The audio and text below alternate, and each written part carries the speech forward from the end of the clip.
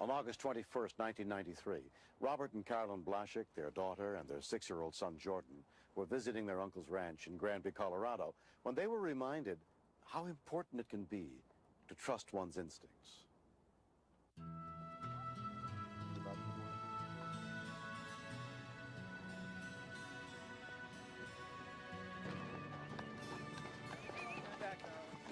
My Uncle Jimmy was very confident in the horses. They were his horses and knew that they could handle going down the mountain. Everyone was enjoying getting down the trail, but it was, to me, a very frightening mountainous trail. It was different from the sort of riding we had ever done in the past, and we were quite happy when we got down to the bottom. The group had left the ranch around 11:30 that morning. When we were about ready to go, all of a sudden I looked at Jordan and I realized he didn't have his helmet with him. Jordan really didn't want to wear it, you know, he wanted to be like me and, you know, without a helmet. I had never even heard of somebody wearing a helmet going horseback riding. It dawned on me I had a bicycle helmet in the barn. Put it on him, and when he would turn his head, like so, the helmet would jiggle. So Rob said, well, take it off and he can ride without it. And then Jimmy said at that point, even though he had kind of laughed at us earlier, you know, I'm superstitious. If you really wanted it that badly, I want him to wear it now. And I took it off and did some adjustments with it and put it back on so that it was working out perfectly for him. You're good in the saddle, Carol. Thank you. We rode for about an hour and a half, and we decided to stop and have our picnic lunch. It was the first time that all of us as a family had been together in many, many years. The freight train went by, and some of the younger kids thought it'd be a good idea to moon the train, which they successfully did. Couldn't understand why nobody reacted to it. We heard some thunder in the distance. We thought, well, maybe we better start heading back to the ranch.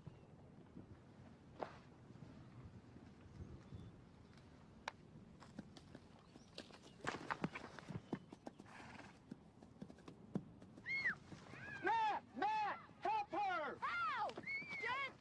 All of a sudden, Jenna's horse spooked. Cut her off before she gets up that hill!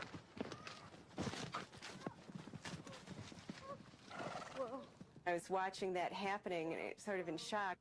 And then behind me, I heard Rob, my husband, yelling, Jordan, let go of the reins. Jordan, don't pull on the reins! Let go of the reins! Drop the reins, Jordan! Drop the reins, boy!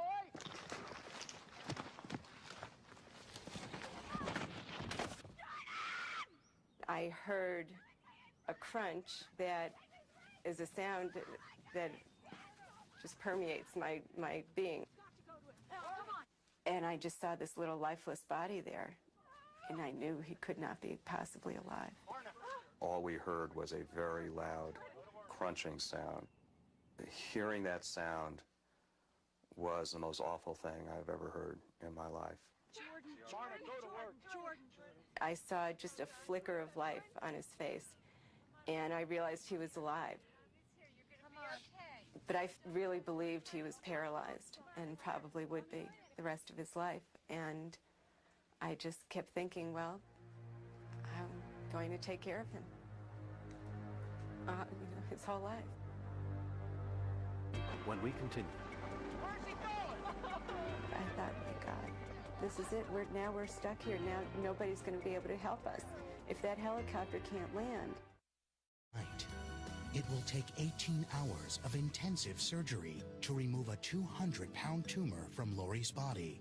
Witness her struggle on Super Surgery, tonight on Discovery Health Channel. Next on Discovery Health Channel, 911. It's the call that saves lives. True stories that one day could help you in an emergency. Rescue 911, coming up next, only on Discovery Health Channel.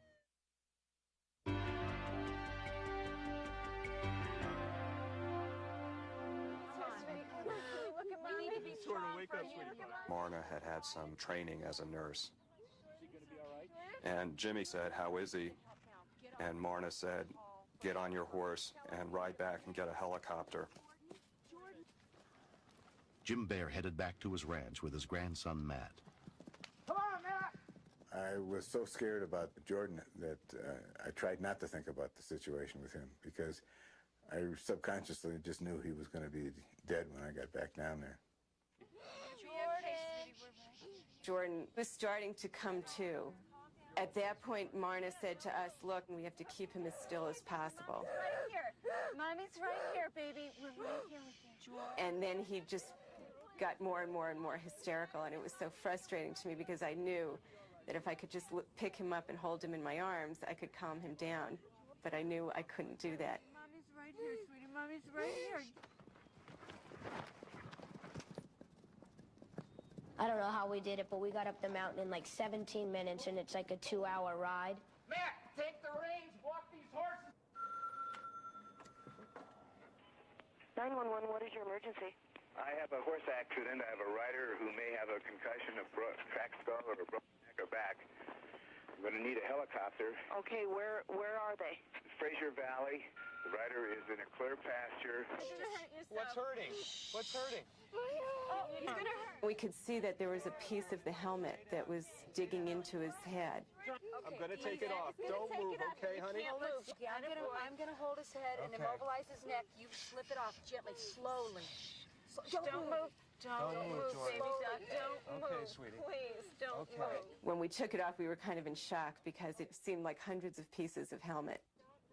Don't move. Don't move. Try not to move, sweetie. You've got to stay still. Jordan. There came a point when I felt almost like I couldn't be there. It was so difficult. Come on, you remember your kid. And at a point where he was calm and quiet, I had to walk away and try and get a control back over my emotions. I felt like I was walking through my worst nightmare. Oh, thank God. By the time Grand County Sheriff's Deputy Ron Rathbun got to the scene, an hour had passed. Sleeping. We let him fall asleep. I don't know if that was right. Go ahead and wake him up. I wanted them to wake him up because I wanted to be able to talk to him to see what the extent of his injuries were, where he was hurting. Jordan, sweetie. Talking with the parents, I could see this look on their face. I know they were terrified. The sheriff's here. I did have them put down their slickers. It's going to be okay, sweetie. The quicker the helicopter saw us, they located us, the quicker they could sit down and get him out of there. The sheriff's here. He's going to help us, sweetie. I was very, very concerned. I thought that he might, in fact, die. Chopper? There was a very faint whirring of a helicopter that we could hear.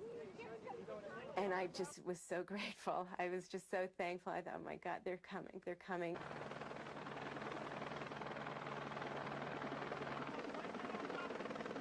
The noise was getting louder and louder. It was just overpowering.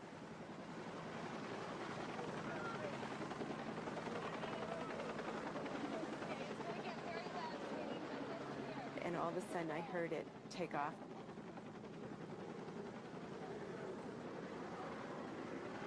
Where's he going? I was devastated. I was thoroughly devastated. I thought, my God, this is it. Now we're stuck here. Now nobody's going to be able to help us. If that helicopter can't land, I just knew there was no other way out. I did contact the helicopter and ask him what his problem was. Apparently he had an extra person on board. He had to land and let this person get off. The pilot was concerned about crosswinds, so we wanted to take some weight off.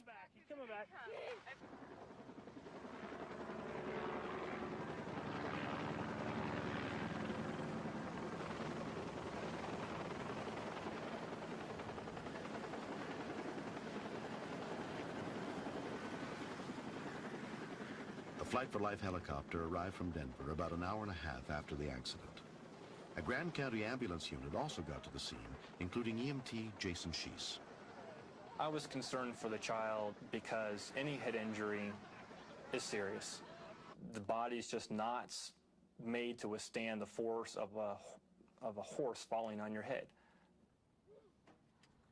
Jordan, I'm right here, sweetie. I'm not leaving you.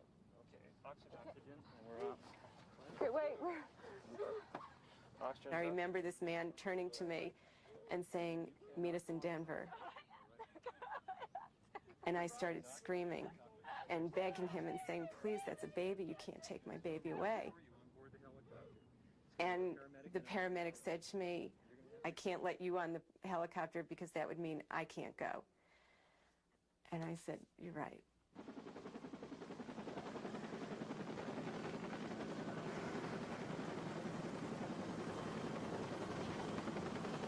When I watched that helicopter go up, I really didn't think I'd ever see him again. 6-year-old Jordan Blaszczak was flown to Providence St. Anthony Hospital Central in Denver. It took Carolyn and Robert Blaszczak 3 hours to get to their son's hospital. And he looked up and just looked at me and said, Mom, what took you so long?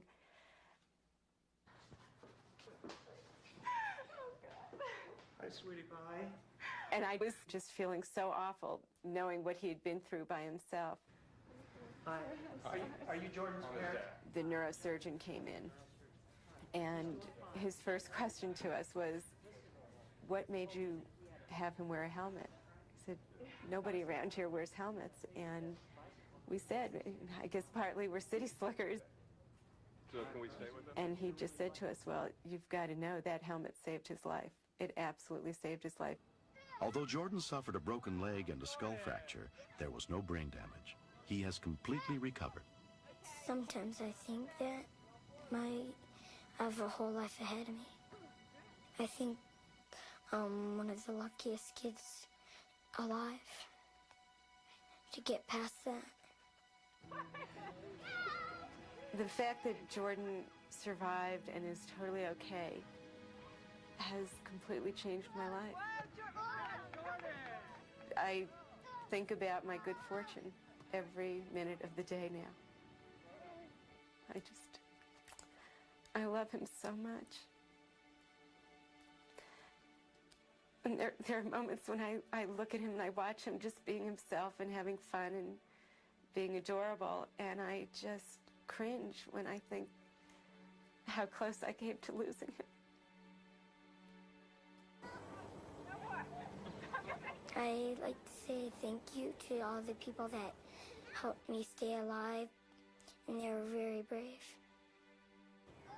The fact that he has come through this so well and that he is fine and healthy and happy has made me the happiest person I think I could be. I didn't want to wear the helmet at first, but I'm glad I did because it saved my life. I think everyone should wear a helmet.